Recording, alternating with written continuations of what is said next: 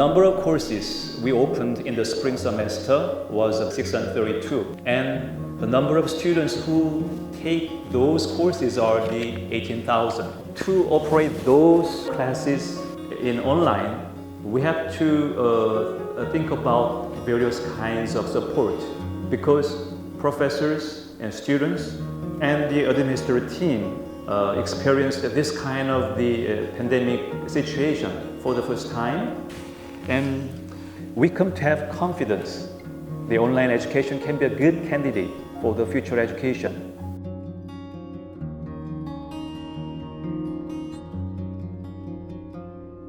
네, 코로나19 사태가 이제 발발되고 그 다음에 그 심각성이 커지면서 저희 학교가 원래는 한 2주간만 테스트 방식으로 진행하는 것으로 예정되어 있었는데 그 계획이 전 학기로 확대되면서 상당히 좀 급한 상태였고요.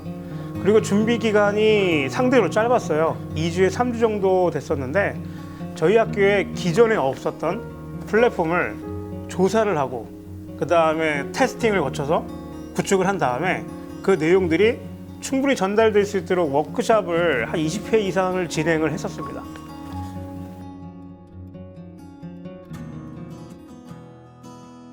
지난 학기에 제가 맡았던 수업이 일반화학하고 그다음에 그 전공 실험 과목을 하나 맡았어요.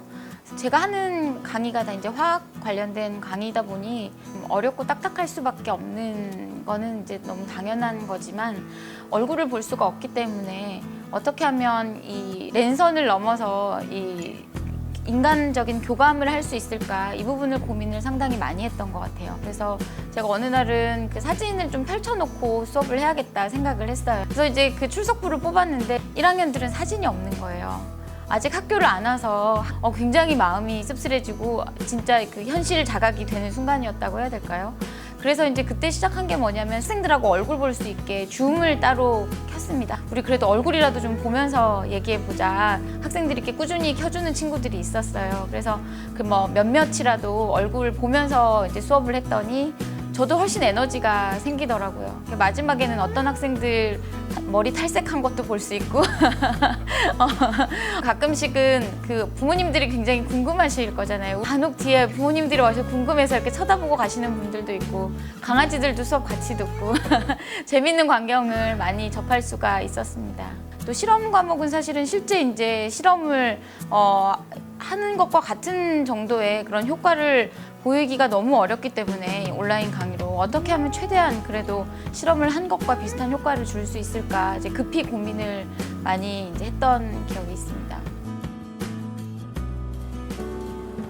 사실 저희도 처음에 온라인으로 실험을 해야 된다고 해서 매우 생소했고요. 조교 선생님이랑 그다음에 담당 교수님이랑 논의를 되게 많이 했었어요. 우선은 크게 3가지 방안은 프레젠테이션, 그리고 실험 동영상 촬영, 마지막으로는 이제 물리 엔진 기반의 소프트웨어를 사용하게 되었어요.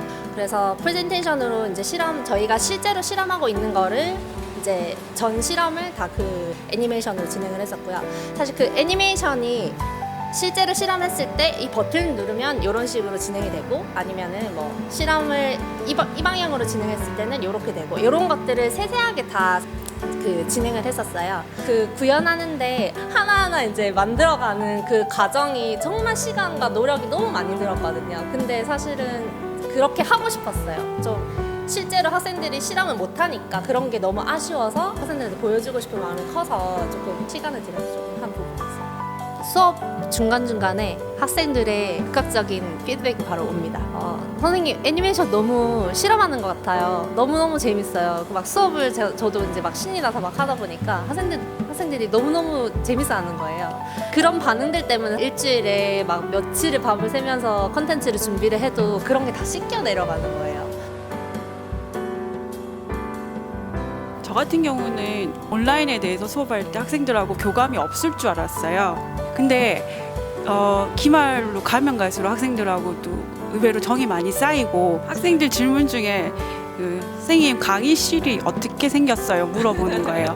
학생들이 그 학교 안에 내부가 우리 실험실이 아니면 강의실이 어떻게 생겼는지조차도 모른다는 사실을 몰랐었어요. 저희도 안타까웠고, 봄에 저희 학교는 그 벚꽃이 피면 굉장히 이쁘잖아요. 그래서 제가 잠깐 이제 시간이 날 그걸 한번 보여줬었던 적이 있었어요. 그래서 학생들이 학교 가고 싶어요 막 이런 얘기들 적었을 때 되게 마음이 짠했었습니다. 근데 빨리 코로나가 좀 풀려가지고 진짜 수업 시간에 학생들을 만나고 수업을 할 수 있으면 참 좋겠다는 생각이 정말 간절합니다.